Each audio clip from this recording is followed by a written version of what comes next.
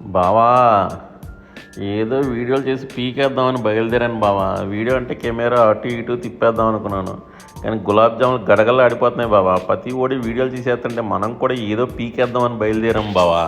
రే curry బావా, ఏదో పీకేసి ఏదో ఎరగ తీసేద్దామని వచ్చాను బావా. ఇక్కడ అంత సినిమా ఏం కనపట్లేదు బావా. ఏమి మొత్తం మొత్తం షివరింగ్ వస్తుంది బావా.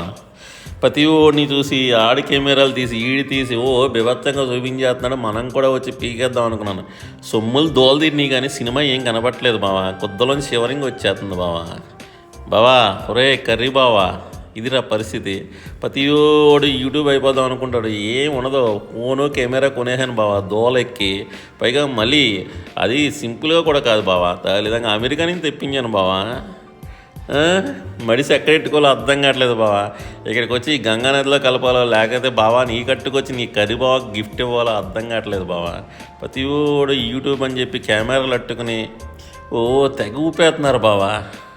అది చూసి నాదంత బార్ అయిపోయి రోడ్డు అట్టుకుని ట్రైన్ అట్టుకుని వచ్చి ఇక్కడ బోట్లు అట్టుకుని కలకత్తా రోడ్లు అట్టుకుని అవన్నీ అట్టుకుని తిరిగిన తర్వాత తెలిసింది మామా, గులాబ్ జాములు ఏకడ దడదలు ఆడిపోతా ఉన్నది మామ. ఎంతకీ జీవితం అవసరమా మనకని.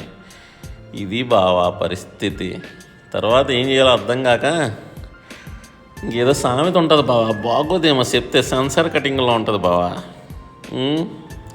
అందరూ అనుకుంటారు యూట్యూబ్ చేసేస్తున్నారు, మనం కూడా వీడియోలు తీసేద్దాం, ఏముంది కెమెరా ఎటు గరిటెలు తిప్పేద్దామని. దేనికంటే టాలెంట్ ఉండాలి బావా.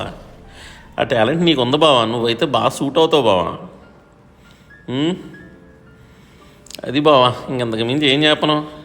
చెప్పడానికి మాటలు కూడా రావట్లేదు బావా. దీనికైనా ట్రైనింగ్ జాయిన్ అవ్వాలా, లేకపోతే ఏదో చూడు సినిమాల్లో ఎక్కడైనా జాయిన్ అవుతారేమో, దాంట్లో ఏమైనా జాయిన్ అవ్వాలేమో.